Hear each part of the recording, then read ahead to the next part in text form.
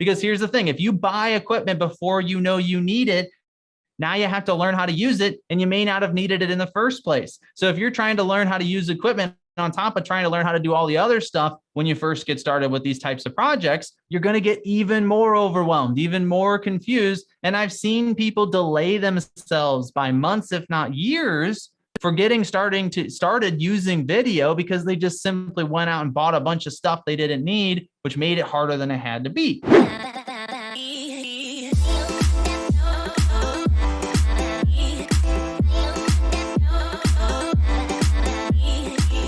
All right, folks. Well, welcome. It's been a bit since I've been here inside of LabCoatAgents to do one of our free trainings.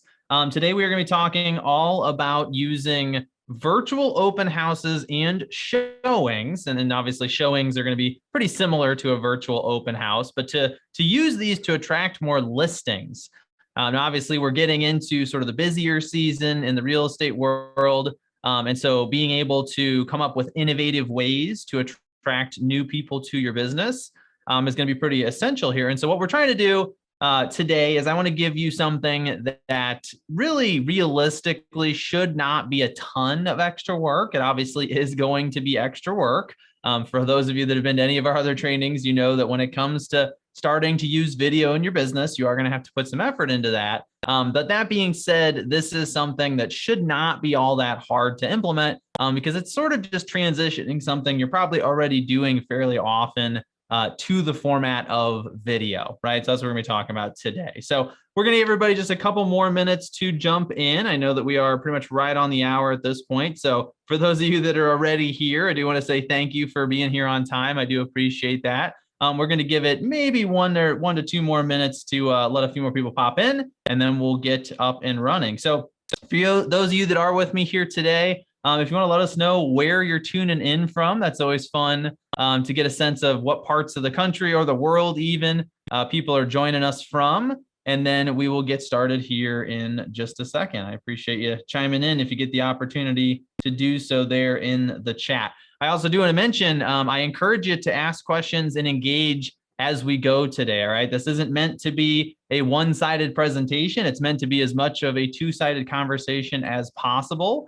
So please make sure that you're chiming in wherever you can, ask your questions, insert your comments. If you have any ideas or recommendations for us, we are always happy to hear those and take as much of your input and feedback as possible. So I do see few people chiming in the comments here in the chat. Appreciate it. We got somebody from let's see, we got Tennessee, we got Minnesota, looks like California, Florida, balmy 73. All right, not bad down there right now. I'm a little bit jealous, I gotta admit. So yeah, looks like as always we got people coming in from all over the country, and I appreciate you being here with me today. I'm based here in the St. Louis, Missouri area, where it's like 30 something, 41 it looks like right now. Maybe that's gone up a little bit. 42 actually at this point. So we're not quite freezing, but we're certainly not all that warm today. But I'll take it. Hey, it's not below 32, which is always good. T-shirt weather. I don't know. It's not quite T-shirt weather yet, but we're getting close. We're getting close. That's for sure. The problem with St. Louis, like a lot of the Midwest, is 1 week, the high is in the 40s, and then 2 days later the high is in the 70s. And then the high is in the 30s again. And, it's snowing and wintry weather, and it's just sort of all over the place at this time of year. So there's a lot to have to figure out. They're not shoveling anything in the 40s. That's true. As long as there's no snow to shovel, no ice to deal with. Ice is the worst, right? We're all happy on that front. So, all right, folks, well, let's go ahead and get started. I don't want to keep anybody waiting any longer than we need to. I appreciate those that have joined me here today. For those of you who don't know me, I am Nick Niehaus. I'm the co-founder and the head trainer of Business Video School. And what we do in Business Video School is we teach real estate agents how to communicate through video and how to use video in their businesses. So there's a lot of ways to do that. One thing I do want to mention before I get into today's presentation is that I really, really, really encourage you to think of video as a form of communication. This is a new way that people talk to each other. And the more you can embrace that, the more you can start to just simply have your conversations through the video camera whenever possible, the better shape you're going to be in as you continue to move forward. This is something that people are going to really start to expect. And so I want you to think about that as we're going through today's presentation, which is this thing we're going to go over today, we're going to go over sort of a whole process, a little bit of a strategy, some of the steps you need to take in order to use virtual open houses and showings to attract other listings. But I want you to think of it this way, right? Is right now, how much of an expectation will this be, right? How many of your customers are going to be expecting you to do a virtual open house? And I would say, let's take it back a few years, right? Let's go sort of back before the pandemic. How many people were expecting you to do it then? Probably zero. Probably not a single person 3-4 years ago was really expecting you to do a virtual open house. And today, the number is probably not substantially higher. I wouldn't say that half or more of people expect you to do a virtual open house, but it's becoming more common, right? People have started to see these things. And what's happening with video is that as a customer, as a consumer, as a human being, experience what it's like to communicate through videos. We start to watch more video messages from the businesses we work with. As we start to see more video content, we realize that we like it more. It's easier to understand. It's easier to remember. It's easier to process the information. And so these are trends, right? That's something we look for a lot in the marketing world, is what direction are we moving toward, right? If something is used by 80% of people today, but we're moving in the direction of less and less people using it over time, we're going to probably not want to move in that direction, even though it's heavily used today, right? Because the trend is away from that thing. And the more we invest into that area, the less return we're going to get, right? Versus when something's moving the other direction, when it's increasing in popularity, when more and more people are expecting it or wanting it every single month or year, those are the directions we want to move in, right? So that's one thing. I mean, that's going to be the case with almost all kinds of video. Almost any form of video you can imagine is going to be trending in this direction of, hey, people want more of it and expect it more. But this one in particular, I think, is one that's going to really stand out over the next couple of years. The reason for that is that people have started to get used to virtual open houses because of the pandemic, right? Now, obviously, what we're seeing right now is that we've sort of had this huge surge in the direction of these things becoming more popular, more people doing them, more people expecting them. And then we've seen a pullback, right? Because everybody got burnt out. We weren't expecting to be trapped in our homes for 2 years, being forced to learn how to do all this video stuff, right? We wanted it to be a natural sort of slow progression, but the pandemic shifted that. We had to get used to it very quickly. And so there has been a little bit of a pullback. That does not mean it's going away though, right?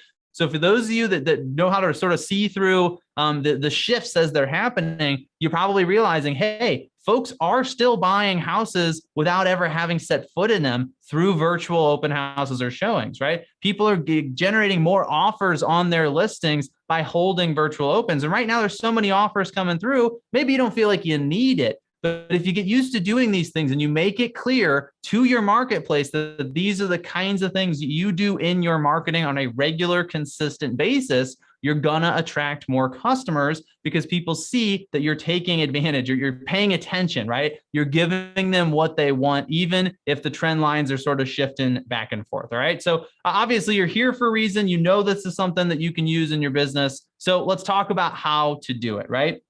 Okay, well, I do want to talk. I did spend a little bit of time already talking about the why. So every now and then I get a little bit ahead of myself in terms of what slide I'm talking on versus what I'm saying. But this stuff is really important, right? So a few things that you want to keep in mind here as to the why. And the reason I want to talk more on the why right now is that this is what you might say to your customers, right? Think about some of this verbiage is stuff you can literally use in a listing appointment to explain how it is that you approach things differently than your competitors, right? So the first thing that you're doing with a virtual open house is you're trying to impress the customer you're working with, right? You're trying to give them high quality customer service. You're trying to give them an experience that they're going to remember, and more importantly, talk about, right? And right now, here's what a lot of homeowners think about real estate agents. Hey, I hired this agent. They're charging me 3% to sell my house, right? Which is in a lot of marketplaces, you know, it might be tens of thousands of dollars, right? So they see that as a pretty significant amount of money. And they're asking themselves, what exactly is my agent even doing? Aren't the houses essentially selling themselves right now? Now, you and I know it's certainly not that simple. And sometimes getting lots and lots of offers can almost make things much harder, right? Because there's a whole process to go through and figure out which one's the best offer. And that is more work. We know that. But a lot of homeowners are looking at this, and that's what they're talking about with each other. They're asking each other, hey, do you really think I should be paying my agent this much money if all they had to do is take some pictures of the home, throw it up on the internet, and I got 5 or 6 different people offering to buy my house for over asking? Right? That's what we don't want them talking about, right? Now, there's only so much you can do about that, but this is one thing that is in your control, right? Is that you can be doing things on the marketing side. You can be out there promoting their home and actually advertising their listing in a different, innovative, cutting edge way, which then becomes what they tell their friends about, right? People are going to ask, how's it going? How do you like your agent? What's it like? Moving is a huge life moment, right? This is stuff that people obviously almost without a doubt are going to talk about, and you can control some of that narrative. So by impressing your client, by going above and beyond, by showing them, hey, I know we're gonna have a lot of people come through your house. I know there's still, this virus out there, not to mention other viruses, right? COVID is not the only virus that exists. People have always wanted to reduce the number of random strangers that have to come through their house in order to sell it. So you can show them, hey, less people walking through your house, right? More people seeing the home, people from new areas able to see the home, people who are considering moving into town from out of town. They're going to be able to come and check out your property. You're going to be able to get the most possible offers. You're going to maximize the amount you get for your house, right? Excuse me, that's the kind of stuff people tell each other about. So when we talk about how this can benefit our business, how do we attract more listings? Well, sure, it's the obvious aspect of, hey, all those people who come through the virtual open, they're going to have a chance to hire you.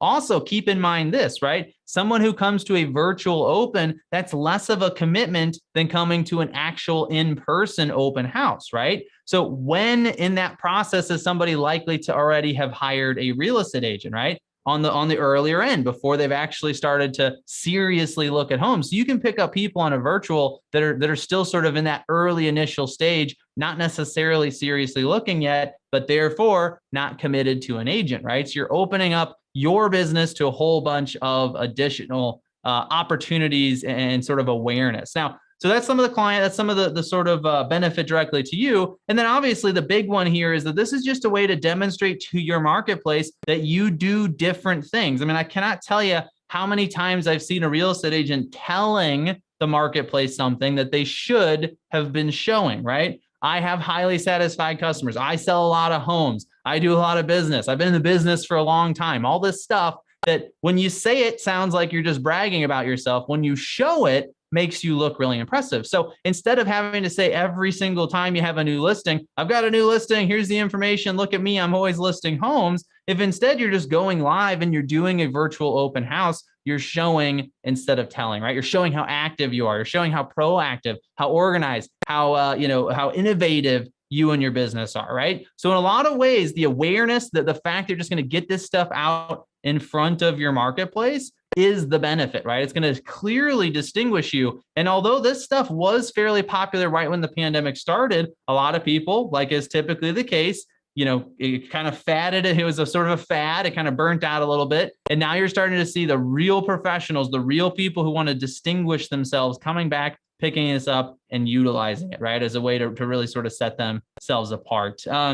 But we have access to slides or the recording. So we don't share the slides, but the recording will be available. So if you are watching this now, just take a look on the LabCoatAgents YouTube channel here. Usually within a couple days, it'll be available there. And you can always go back and watch the recording at that time. All right. Okay, moving on. Oh, I need to use there we go. All right. So let's talk about how often should you do these, right? And we're going to get to the actual how to do that in just a second. But this is really important to understand here. If you're going to go in this direction, here's what's going to happen, right? If you've never done a virtual open house before, you are going to be overwhelmed and intimidated. That is true for any significant new undertaking you're ever going to do in your business, right? So if you've never done one before, you're going to do one for the first time this weekend, it's going to be complicated and hard. For that reason, keep it simple. We're going to go over some of the things you can and maybe can or shouldn't, can and can't do, so to speak, through today's presentation. But it's going to be complicated. I want you to understand that because I don't want you to look at this and go, I did one and oh my gosh, it took me an extra 4 hours this weekend and I was super embarrassed. And I'm pretty sure I stumbled over half of the things I was trying to point out in the house and I don't understand the tech and I can't imagine doing that regularly, right? Well, it's like the first time you ever go for a run. If you've never run in your entire life and you try to run half a mile even, you're going to be completely destroyed. You're going to be sore for days. But that's just because you haven't done it before. It's not because it's inherently hard. Video is the same way, right? So once you've done a few of these, they're going to become much, much easier. In fact, it may actually become something that you don't consider taking all that much extra time, right? Because it's something you're just going to sort of tack on to the things you're already doing. But keep in mind, it's going to be a little bit intimidating at first. So the reason I point that out is that I think you should do these for every single listing you have. In fact, I think you should make virtual open houses a standard part of the way you market a home. It was really interesting. NAR did some research a few years back where they found that when you ask home sellers to rank the things that are most important to them when it comes to working with a seller's agent, when it comes to working with a realtor selling their home, they actually ranked selling the house as number 2. It was not the number 1 most important thing. The number 1 most important thing, according to these home sellers, was I want my agent to market the home correctly. That was ranked above selling the house, which is crazy, right? Obviously, I think selling the house is a bit of an assumption. If you're going to hire a real estate agent, you want to be able to basically just assume they're going to sell the house. But the question is, how fast? How complicated is it going to be, right? How frustrating is the process going to be? And obviously, for how much money, right? Those are the things you really want to know. And so marketing the home correctly was number 1. It was the more important factor when it comes to considering hiring a realtor. So that's what you have to remember here is if you can say a virtual open house is a standard part of my process, you're going to attract a lot more listings, right? That's one of the few things that you can be doing that clearly distinguishes you from your competitors. Now, in another 5, 6, 7 years, I would imagine this will become standard practice. This will be something people simply expect you to be able to do if you're going to help them sell their house. For now, it's a differentiator, right? So this is a great way to get in front of a whole bunch of people to do something that's different. And then ultimately, another thing that's really powerful about these opportunities is you can even shift into new markets. If you want to start selling bigger, more expensive homes, guess what? You can use virtual open houses to do that. What you do is you partner with another agent that works with those kinds of folks that is a little bit nervous to make videos. And you go, hey, what if I do a virtual open house for your listing? Is that okay? And then I can sort of maybe attract some of those buyer customers. You're going to find somebody that says, yes, you do a few of these for bigger listings, for higher priced listings, and you're going to see yourself start to move up. You're going to start to attract people that want you to do the same thing for their home, right? And that's the thing about virtual open houses is that if you're going to start doing them, what's going to happen, the reason I think it is important is to do these really essentially for every listing. Once you start doing them is that's what people are going to expect. They're going to see that you did it for somebody else. They're going to say, I want that for my home too. And that's what they're going to expect, right? So I do want you to understand that is a little bit of a part of it. But guess what? If 2 years from now, you're known as one of the agents that pioneered virtual open houses in your marketplace, do you think that's going to help differentiate you? Can you imagine that brand at that point? You're one of those few people in your market that everyone else copied because they started doing virtual open houses after you did. Think about how that positions you, right? I mean, you're the OG at that point. You're the most established agent, even if you've only been in the business for a few years or even just a few months for that matter, right? It's all about optics. And this is an extremely public-facing, very, very positive, very outward-facing type of experience that can really, really differentiate you, right? So let's get into the how. Let's start talking about how you actually want to execute on these. I do see, okay, so we have questions about platforms. We're going to be going over that here in just a second. So I'll come back to that in just a second. And then Jake's got the link for the recording. Appreciate that, Jake. So let's talk. So the question about platforms, that's basically what we're moving on to here, right? A lot of different ways that you can do your open house. But the first thing you're going to have to decide is how am I distributing the video? Now, obviously, a virtual open house is a video. Now, there's going to be a point in the future where it's going to be really cool because you'll be able to host virtual open houses inside of the metaverse. You'll be able to be inside of a 3D rendering of the home, giving someone a tour, right? That sort of tech already basically exists. That's not going to be expected by your customers anytime soon, right? In fact, that one's probably quite a ways down the road before it becomes a normal process. But right now, we all have smartphones, right? We all have HD cameras in our pockets. So simplistic video will be an expectation from the very beginning. So you got to decide between live and pre-recorded. There are some really significant benefits to each of these, but I'm going to significantly suggest that you steer in the direction of live video. It is going to be messy. There are more chances for errors or problems, the things that could potentially go wrong.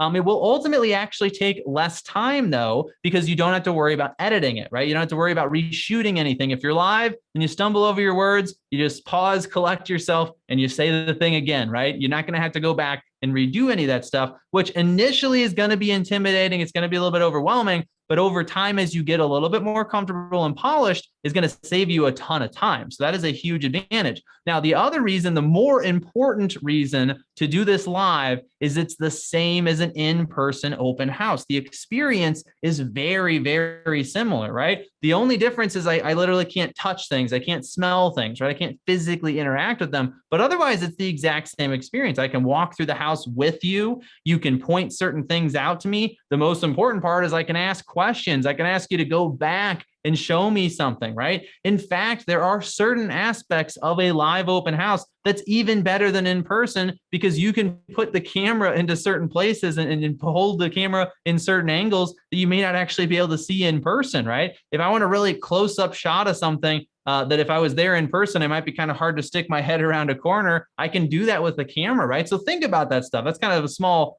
side point, but think about, hey, I've got a camera. It's in my hand. Are there angles from up top maybe that I could show that people wouldn't normally see in person? Are there some things, maybe I can hold a flashlight but behind some of the appliances and stick the phone back there? I mean, obviously you show them whatever parts you want or don't want to, there's parts you might not want to show, obviously. But that is flexibility, right? That gives you lots of different things you can do. And that means that when somebody's watching this live experience, they can have that back and forth conversation. And ultimately, that's where the business comes from, right? So if I'm live and I'm broadcasting this video on whatever platforms you choose to do it on, we'll talk a little bit about the different ways you can do that in a second.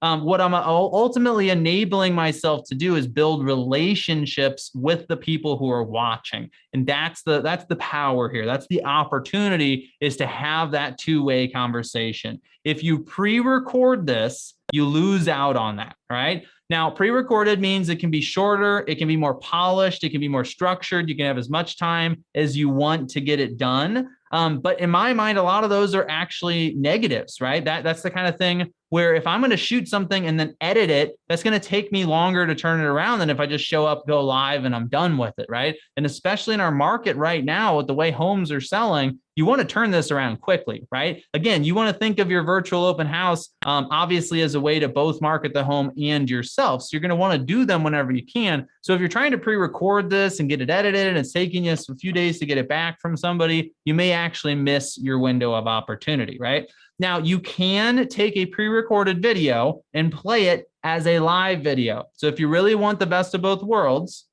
and you want to be able to have something really polished, that you don't have to be live, you don't have to therefore feel intimidated by being live, but then you want to play it through a tool like Streamyard and have that video be a live experience, but it's a pre-recorded video, that is possible, okay? Now, I don't think that that's a good customer experience, because they're going to be watching something that's just a standard walkthrough. What you would be able to do is sort of hit pause and go back and replay certain parts, and you would be able to respond in the comments. You could even go a step further and do it through something like Zoom or StreamYard, where you could be on camera talking to the person and then also playing the video. And then if you have a question, you can rewind it and talk about what they missed. But again, that's going to get kind of messy pretty quickly, right? But that is possible. So if you have to go pre-recorded, you have to do it that way. That is available to you as well. But I think most of you are going to really appreciate just doing this live, getting used to doing them live, and then getting to a point where it's just sort of a second nature part of your experience. And once you've done a few of these, you're going to have probably 5 to 10 minutes of setup, maybe 20, 30 minutes worth of marketing activity to try to drive as many people to that event as possible. And then the actual execution is going to be 20 to 30 minutes before or after the actual in-person open house. Or if you're not doing a physical in-person open house, it's just you swinging by the house for 30 minutes, right? You do your live thing, you generate that many extra offers, you generate a couple leads for your business, and that little investment of time is well worth it in that case, okay? So let's talk about the actual video here, right? Because then we're going to talk about some of the tech behind the video in just a minute. But you got to make sure you get the experience of the virtual open house as pre-planned as possible. Okay. Now, the first time around, I want to be clear about something here. The first 3 to 5 times that you do this are going to be hard. It's going to be messy. It's going to be overwhelming. You're probably going to try to do things you shouldn't, because we always have a tendency to overcomplicate things, especially the first few times we do them. And then you're going to start to feel that it gets easier beyond that point. Okay. So you got to give yourself the time to learn to do this. Okay. Don't show up with 30 minutes before your actual physical in-person open house, scrambling to get your live video ready, trying to hit the go live button. And it's just going to be a nightmare, right? So give yourself plenty of time, but understand that you're going to get more efficient as you go. So when I say give yourself 2 to 3 hours for the first few of these, that doesn't mean they always have to take 2 to 3 hours. I think that's something we really, we unfortunately do to ourselves quite a bit, is the first few times we do something, we tell ourselves it's always going to be like that. And if it was hard or it took too much time, we say we're not going to go back to doing it. And while all we ever do then is just keep trying new things and nothing ever sticks. Okay. So I'm kind of overemphasizing that part here, because I want you to understand, once you've done a few of these, they can become really straightforward and simple. And then it's just such a differentiator, is such a distinguishing fact. It's literally something you can put in your ads and say, I do virtual open houses for all of the homes I sell, and your competitors can't say it, right? That's such a powerful thing to be able to do, right? So getting into this, so let's talk about, how do we plan this out? What do we want to make sure that we have prepared? What do we want to make sure we're ready to go on, right? Well, first of all, which rooms and features do you want to show? You got to make sure you know what route you're going to follow here. So the customer, especially if it's live, they are going to guide this tour, but you're more in control than you would be if you were in person, right? If you're in person, they're going to be a little bit more empowered because they're there with you. When you're virtual, they are going to engage, but you're going to have to encourage it, right? So you want to think about things like, for instance, what is the hook? What do you want to start the video with, right? What's the part of the house that's maybe going to be the most eye-catching to kick things off? And then do you have something you can also build your way up to, right? So let's just give you for example. Let's say you're in a home with a beautiful kitchen that also has a really nice, sort of landscaped backyard with an in-ground pool. And, those are the 2 things I want to feature. But what I might do in that case is I would start in the kitchen, right? I would feature everything, show the kitchen off, talk about how awesome it is. And I'd say, by the way, you got to hang around to the end because you have to see the absolute amazing in-ground pool and all the landscaping in the backyard. It's a wonderful, wonderful setup. We're going to work our way up to that throughout this tour today, right? So that gives you something to start with and something to end with. Now, you also have to have your route figured out, and you got to know what features you want to make sure to highlight. Now, keep in mind, this is an open house. This is not a listing video. This is not the 2 to 3 minute sort of flashy video you're going to put out on social media or YouTube to get attention for the actual home. This is a walkthrough, right? This is going to be relatively in-depth. Now, you don't have to cover everything. In fact, that would probably be way too much. This is not an inspection, but you do want to make sure you're covering all the big details, all the stuff people might have questions about, and then be ready to deal with those questions as they come in, right? So make sure you have a little bit of an idea of what are those follow-ups? What are the things that people might want to go back and see more of, so on and so forth. Okay, so a few things kind of keep in mind there. Now, you also did mention there having your equipment figured out ahead of time. So I did want to talk on equipment for just a minute here. Do not purchase any equipment until you've run into the problem that the equipment solves, right? If you've ever seen me do any other presentations, you may have heard me say that before, because that is one I harp on quite a bit. Because here's the thing, if you buy equipment before you know you need it, now you have to learn how to use it, and you may not have needed it in the first place. So if you're trying to learn how to use equipment on top of trying to learn how to do all the other stuff when you first get started with these types of projects, you're going to get even more overwhelmed, even more confused. And I've seen people delay themselves by months, if not years, for getting started using video because they just simply went out and bought a bunch of stuff they didn't need, which made it harder than it had to be. Okay, it's the same thing here. So what might you want in this case? I'm going to suggest you do not buy any equipment for your very first open house at all. All right. Just nothing whatsoever. Do it with just the phone. Do it with the live tools I'm going to show you in just a second. And that's it. Full stop. You're done. Okay. Now, once you've done that, if you do want to start to invest in a few things, there are a couple options. One is you might want to look into a tripod or a gimbal, right? The gimbal is that handheld device that stabilizes your phone. I'm going to lean in the direction of a tripod. So you've got options like that tabletop tripod or just a full-size tripod, right? One of my favorite ways to do this kind of a virtual open house is to have a tripod with my phone on it that's live streaming, and I just walk around into each room, set the tripod right in the corner, step a foot or two back, and talk to the phone from there, right? I can see myself on the screen. I'm far enough away from the camera that even if I am looking at myself, it still looks like I'm looking into the camera. And I can see I'm framed correctly. I can use both hands. I don't have to hold anything. That, in my opinion, is the best way to do this, right? And so in that case,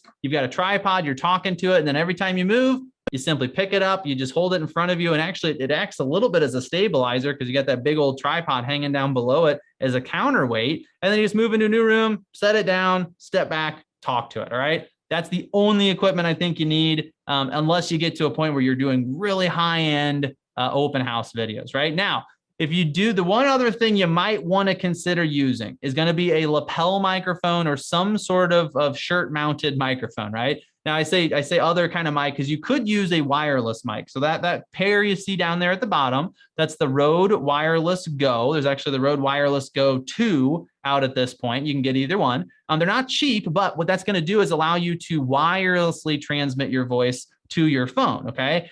Now, there's two situations where that's really helpful. Number one is if you're far away from the phone. So if you're going to be doing an open house where you're walking across the room to the other side of the room and you're showing stuff and the camera's still way over in the corner, a wireless lapel microphone is going to be really important in that case, because as you walk away, it's going to get much harder to hear you. And that sort of experience, that experience where your voice is getting louder and then softer as you move away and it's getting more echoey and like that's not a good experience, right? That's going to take people out of the open house. They're gonna feel like they're not actually there. You want them to feel like they are there, right? So that's one thing, is if you're going to be moving a lot of moving around without the camera, right? So the camera's not coming with you. You need a wireless mic in that case. The second situation is if you're in an empty house, especially if there's lots of hardwood floors. So if you're in a vacant home, and especially if the floors are hardwood or laminate or tile of some kind, what happens? We all know, right? Your voice is going to bounce off the walls like crazy. It's going to sound like you're in a cathedral or a canyon, whatever that word is, right? But the thing is, there's only so much you can do, okay? So if you wear a lapel microphone, that's going to help. The closer the microphone gets to your mouth, the clearer the sound is going to be, but you're going to run into that echo problem, right? So that's where if you're ever in a completely vacant home, staging it is going to help with the sound, right? It's going to help obviously with selling the house, making it look more inviting. We all know the reasons to stage a home, but it's also going to help with the audio for your video. So if you're ever in that situation, get the microphone close to your mouth, maybe even go with a handheld so you can basically put it right up against your mouth. It's going to reduce that background effect. But the only way to get rid of it entirely is to add more soft surfaces to the room, things like carpets, big plush couches, things along those lines. All right. Okay, now let's talk about some of the how to do this. All right. So if we're actually getting into streaming this, how do we distribute this to the people that we're showing it to? Okay. Now let me skip ahead just a second here. Yep. Okay, we're gonna come back to that in a second. So there's a lot of different ways to get your video out there. This is becoming one of the more confusing aspects, because every week there seems to be a new tool, a new service, and which one you should use changes all the time, okay? So here's what I'm gonna recommend. You should start with the one you're most familiar with, right? So if you've used Facebook Live, if you've used Instagram Live, you've done those directly through your phone at any point and you know how to do that, then just start there, okay? You do not need to make this more complicated. But if you do want to get fancier and you want to do some things that are a little bit more elaborate, you do have options, right? My suggestion would be Streamyard. There's a few reasons to use it. The first is that especially if you do decide to upgrade to a paid account, but you can start for free, there's a whole bunch of really cool stuff it's going to allow you to do. For one, it's going to allow you to add graphics. It's going to allow you to add banners that scroll across the bottom. One really cool feature of StreamYard, and this goes for Restream too for that matter, is you can take the comments on the videos and actually display them in the video itself. You've probably seen that. You're watching a live video and somebody puts one of the comments up on the screen. Well, that was done with one of these tools, right? So you can have a more interactive back and forth conversation. Maybe the most important parts of using a third-party tool is that you can stream to multiple destinations, right? So I can actually put my video on Facebook and LinkedIn and YouTube all at the same time. I can put it on my Facebook business page and my personal profile all at the same time, right? So there's some really cool things you can do there. It also allows you to record at a higher quality. So if you tried to go live recently through your Facebook business page on the iPhone, because I don't think it's actually happened on Android yet, you've probably noticed that you can no longer download your video when you're finished, and you can't upload it as a 1080p video when you're done, right? Those are some changes that they've made recently. Well, you can do that with tools like Streamyard, okay? So that's something to think about. So what you ultimately have to decide here, we had that question earlier about sort of what platforms to do this on, and that's the question, right? Is where do you want to distribute this to your viewers? Here's the way I want you to think about it. That's what I encourage you to think about.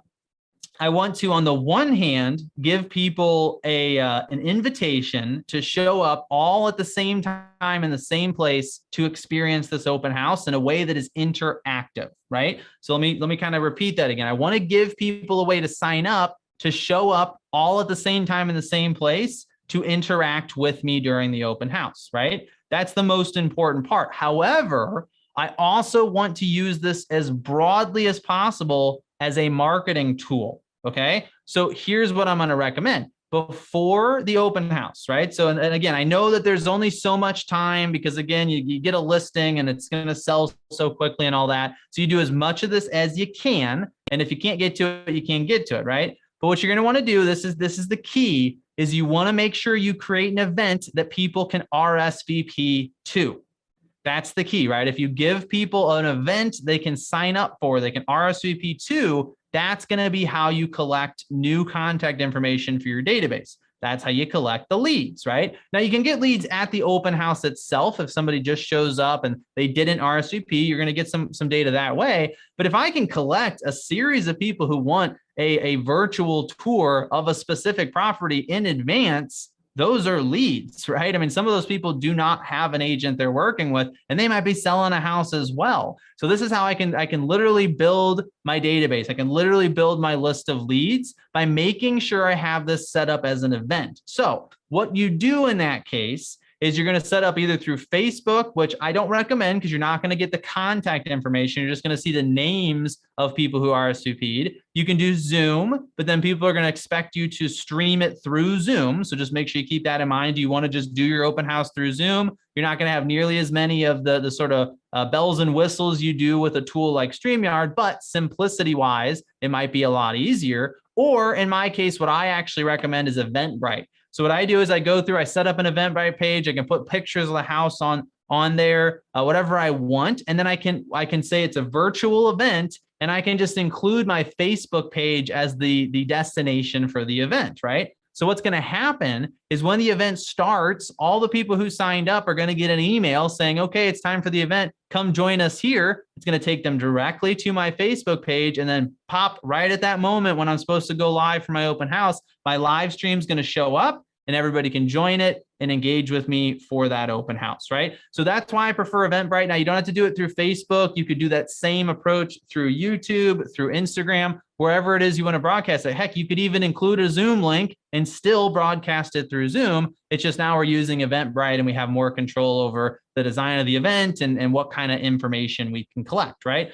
But if you give them something to register for, then you're going to be able to collect leads and you're going to give people a way to commit to showing up, right? You're going to have a higher show rate. People are going to be taking it more seriously, all of that good stuff, right? So it's really important to give someone something to sign up for. Now, that being said, if I use this tool like StreamYard, what I could do is have it broadcast to my Facebook page. They're going to show up there. So all my people who RSVP'd ahead of time are all in the same place, all on Facebook. That means they're going to see each other's comments. They're going to be able to engage with each other. That makes it feel more lively. Again, that's why I drive them all to one place. But I can also restream to a bunch of different other places. I can put it out on my Facebook personal page. I can put it on LinkedIn. And if I want, I can go to each of those posts and edit them to say, hey, if you want to engage with this why don't you jump over to our Facebook business page where everybody else is watching it and you can be a part of the conversation. But even if they don't do that, because of how that tool works, if they do comment on one of those other places, I'm still going to see it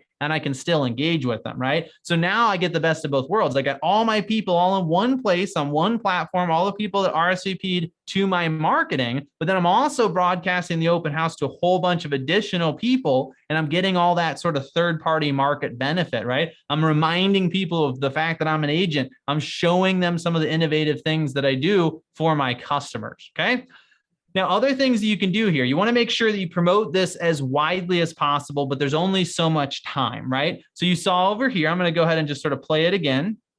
This is one of our good friends, Lana Rodriguez. She's based in Colorado. She's one of the top agents out there. And she does a lot of business from TikTok, right? But one of the ways that she uses TikTok is she just creates little teaser videos for every property she sells, right? So here you've got a relatively new construction home, about 1,700 square foot, 4-bed, 3-bath, 2-car garage. And that was super simple. She literally just took her phone, went to a bunch of rooms and did this like over and over again. Okay. Anybody can do that. There was nothing there. She sort of waved to the camera at the beginning as a little bit of a hook, right? That's a teaser. That's perfect. That's a perfect video to promote this kind of an open house because it shows everybody just enough of the home, just enough to get them interested, just enough to get that detail out there. And then we can drive them to RSVP to the actual open house to learn more, right? Hey, did you like that home? Join the virtual open house. You can actually literally ask me questions as I walk you through it live. You can see everything you want to see in the home, possibly even decide if you want to buy it from that experience, right? Pretty powerful stuff. So these kinds of teaser videos are great. I think social media posts, if you had somebody take pictures or video of the home, get those out there. If you can, run paid ads, right? Every additional person you can get to RSVP to this open house is a lead for you, okay? Emails, texts, get it out to your database. Do not forget the impact of a personal invite. If you've been courting some people that are potential buyers, potential sellers, doesn't matter who they are, send them a personal invite. See if they can get them to this thing. Even if it's just to say, hey, I know you're not quite in the market yet, but I thought it might be kind of fun for you to see one of these homes just to get a sense of what's out there or to get a sense of what a virtual walkthrough is even like. So you can tell me if you like it. I could go show you other homes using the same approach, right? Just so many different ways you can work this into your marketing, right? And then give them a link to RSVP directly to the event, right? All right, so I said StreamYard was for pre-recording. StreamYard is actually for both. You can use StreamYard to pre-record if you'd like, and you just don't broadcast to any particular destination, but it is primarily a streaming tool. So what you may have heard me say earlier for the question there in the chat was that you can show a pre-recorded video through StreamYard. So you do go live. That's the standard use case for StreamYard, but you do also have the option to upload a pre-recorded video and show it as if it were a live video. So that's sort of a secondary option that you have available as well. All right. Okay, now a few pieces of advice here on the day of, some things you want to really keep in mind, especially when it comes to your virtual open houses. Number one is charge your phone, just charge it up all the way. Doesn't matter if it's even 10% down, whatever it might be, just get it charged up, right? I can't tell you how many times I've gotten into a situation where I don't know if I've ever had a device die on me. Maybe like a microphone or something might have died in the middle of a presentation. But it rarely happens, but it's the fear of it happening that is the problem, right? So if your phone is even just a little bit down, or if anything is not charged fully, it becomes something you think about, and you don't have anything extra to think about while you're doing, especially a live video, right? So keep that in mind. Get there early. I said earlier, 2 to 3 hours to give yourself, so what I would say is if you get to the point where you're fairly used to doing these, if you have an open house, let's say you're doing an open house on an afternoon from 1 to 3 p.m., right? Or arbitrary times.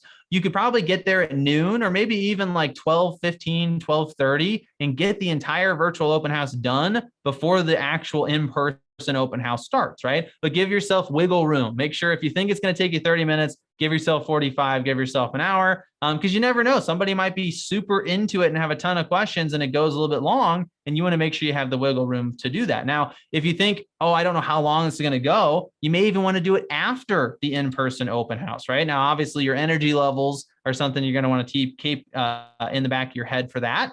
but that's also a possibility. Prepare the house. Here's a big thing, right? Get all the windows open. Get as much natural light into the space as possible. Turn on as many of the actual lights as you need. You don't necessarily need every single light turned on if you have a lot of natural light in the house, right? In fact, the natural light will typically make the home look a little bit more open. It's going to look a little more inviting and friendly, but definitely turn on any lights you need to make sure everything's really easy to see, right? That's the big thing here. You want to make sure that the home is very easy to see as we help people walk through it.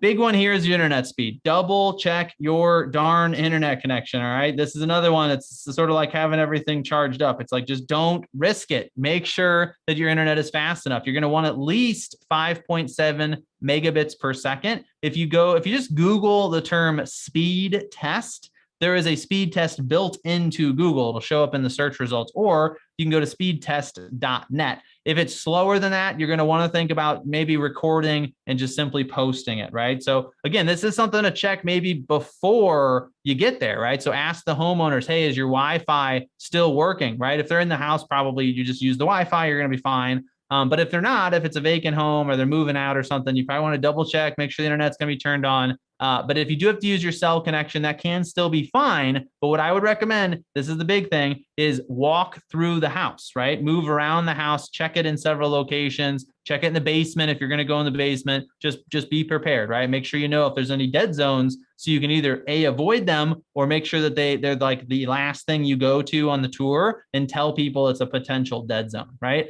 Set up your equipment. A lot of this is not going to need to have much set up in advance, and then ultimately rehearse. I would encourage you to rehearse, right? Walk through the house, double check there's nothing in your path. You're going to be looking at the camera and at yourself on the screen quite a bit during these virtual opens. So make sure that there's not something that's going to trip you up. You don't want to fall flat on your face in the middle of doing a virtual open house, right? So do a little bit of rehearsing. Think about the route you're going to follow, and you should be in good shape, right? Okay, now while you're live, this is where the important stuff kind of comes in terms of what you are doing, okay? Few things to keep in mind here. Do not wait for people to hop on. This goes for pretty much any live video, but especially something like this. If anyone is there, just go ahead and get started. In fact, even if someone is not there, I would just go ahead and get started as if they are, because they might jump in just a few seconds later. And you want to just hit the ground running, right? I mean, this is going to become a recorded video, which you're going to share with people after the fact. So don't wait around for people to join, right? And if there is a single person there, that's just disrespectful to that person, right? So even if there's nobody, start anyway, but especially if there's even one, get started, go right away, right? Start the live video with a hook, start it with a powerful intro, just like you would a pre-recorded video. Now, the second one here, which is to acknowledge people who join in. This is a tricky one, right? If you were doing a standard live video, I would say don't acknowledge everybody as they come on, right? Unless they say something. Once they say something, then you can acknowledge them.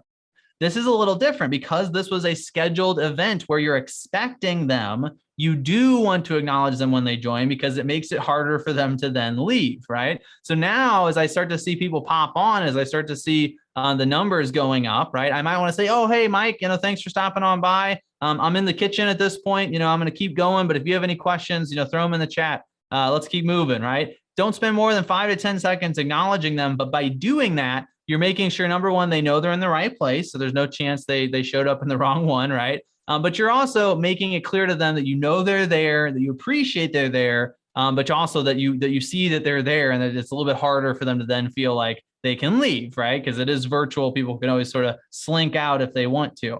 And then another one is pause every so often to ask questions. And again, to remind people what is going on, right? So pause, ask if they have any questions. I'm just going to spend 30 seconds kind of waiting in this room here. Anything you want me to go back to, anything in this room you have questions on, let me know. I really want to make sure I get everything answered for you as we're going here. If you want to kill time, you can ask people, hey, what's your favorite part of the house you've seen so far? What's something that impressed you about the home so far? Again, you got to be careful when you open up the bag of worms there, your can of worms. You don't know what you're going to get, right? So just make sure you're a little bit careful with what that kind of stuff leads to, but give people an opportunity to engage. The more of a back and forth conversation this turns into, the better. The stronger the leads are going to be, the more likely it is somebody's going to be interested in purchasing the home. You want this to be as much of a conversation as possible. So ask them questions, encourage them to ask questions. And again, every so often say again, hey, by the way, we're at this open house. We're checking out 123 Main Street, whatever it is. If you just joined me, thanks for being here. Please put your comments or questions in the chat or the comments as we go. All right. Now, as the open house is finished, when you wrap up this video, you're going to have this 10, 20, 30-minute video that you've made of this house, right? What do we want to do with that? Well, this is a great opportunity to show people again versus tell, right? This is where I can put this out. I can put out an email and say, hey, this is one of the ways that I promote the houses that I help sell. I do a virtual open house. Watch this. Watch the conversations I had with all these people who would not have necessarily seen the home if we had not done this virtual version, right? You can demonstrate that you're doing something different without having to say it. You can also cut this longer video into shorter clips, right? Get out there on Reels, TikTok, stories, etc., and reuse the content. Make the most of this stuff, right? There's all kinds of different things you can do with it. And then ultimately, this is sort of, I think it should be a no-brainer, but it does sort of beg repeating, which is follow up with all the people who attended, okay? Now, obviously, there are plenty of rules around if they already have an agent, how much you're allowed to communicate. You need to follow those rules, but follow up with them, right? You never know when you might sell the house to one of those people who is at the virtual. You might not, you may realize those people don't have an agent yet and they need help, right? Or maybe they're thinking about selling their own home, but they're still a few months out, right? So make sure you stay on top of them. Make sure you follow up, do any sort of additional touches with anybody who wanted more information. And don't let that drop, right? This is extra work. You are going to be doing some extra things here by doing a virtual open. So make sure you're taking full advantage of them. This is where having, an assistant or a VA or somebody who might be able to help out with that stuff obviously goes a long way. But make sure you understand that there's stuff that happens after. And a lot of times that's the harder. You go through everything, you get it all done. I mean, I've done this a million times. You do a amazing presentation. A ton of people are interested. Great. You go home, you sit down, you're relaxing, job well done. And then all of a sudden it's 3 days later and you never did your follow-up with the people you're supposed to touch base with, right? It does happen. Just make sure you have that in your plan. So as we get towards the end here, I know we're running out of time, but I do want to mention virtual showings as well. Very similar, right? The only real differences here is that we're just not putting this out publicly. This is not something that we're doing for more than one person. Otherwise, it's the same thing, right? We're going to go live. Now, what I would recommend is do this through something like FaceTime or WhatsApp, right? You don't need to do this through one of the public facing tools. It's just a showing for a single person. But what I would do is use that recording to market yourself, right? Again, this is where, again, the client's going to have to give you permission, right? So it's going to have to be permission to share it, but you can easily say, hey, check out this virtual showing I did for one of my buyers the other day. They were able to check out a home and get an offer in that they weren't going to be able to get to in person. That's a huge advantage, right? Now you can tell people, hey, even if you can't get to the home, but I can get to it and show it to you, you're going to have a shot at homes that you would not have with other agents, right? Now, that's up to you how much of that you want to promise, because I know that can be a whole sort of other wormhole to get down, right? Where all of a sudden there's all kinds of demands and whatnot that you don't want to deal with. So that's up to you, but that is a distinguishing factor, right? So again, even just saying, hey, look, I did this virtual showing for a customer because they couldn't get to a property. Even if it's not something you want to do regularly, you can still put that out there and show people that you're willing to go above and beyond, right? So you're building this narrative, you're building this story. And what you're telling people is that I am a savvy digital marketer, right? I am somebody who understands how to use modern communication tools. And that's what people are looking for in an agent. They don't want somebody who's going to be hard to work with. They want somebody who's going to be shockingly easy to work with. And this is how you show them, hey, look, I use all the latest and greatest cutting edge tools. I communicate like somebody who lives in the year 2022, and I'm going to make this process as easy for you as possible. And anytime you can show versus tell those things, you're going to get a lot of additional benefit from doing so. Okay. All right. So I do have a couple minutes for questions at this point. I tried to answer the ones that I saw in the chat as I went. So if you do have any additional questions, go ahead and put them in the chat. I do have a quick request for you. All right. So for those of you that are here right now, I'm going to put a link in the chat. We are in the middle at this exact moment of the last day. We're in like the last 3 or 4 hours of the Innovation Madness competition. Business Video School is in this competition, and there are only 4 teams left. We started with 32. We're down to the final 4. We could really use your vote. So the way it works is if you click that link I just put into the chat, it's going to ask you to vote in 2 matchups. The first one, you're going to see us. Select us in that matchup. The second one, you can pick either company. It doesn't really matter. And then hit submit, right? So that would be really, really helpful for us. I would tremendously appreciate it. To say thank you today for attending and being a part of this presentation, I do want to also give you a chance to access our free video mini course.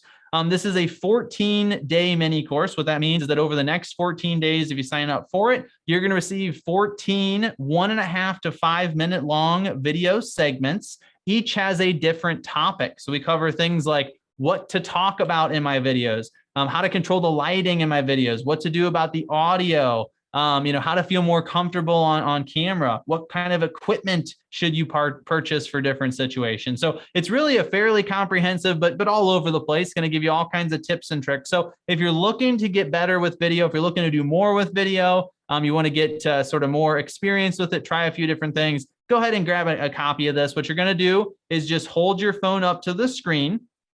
Oh, and Edgar, thank you. I see that you voted there. I really appreciate that. But hold your phone up to the screen. You go to your camera, right? So just your normal photo. You don't have to do anything fancy. And you're just going to hold that up to the screen.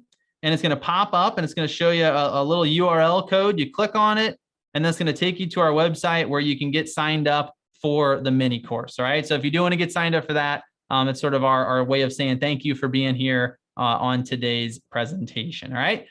So that's all I have for you today. If you do have any questions, go ahead and throw them in the chat there. I can try to pop over onto Facebook, see if I can't see if there's any comments there. But it would be helpful if you could reiterate those back into the Zoom chat, if at all possible.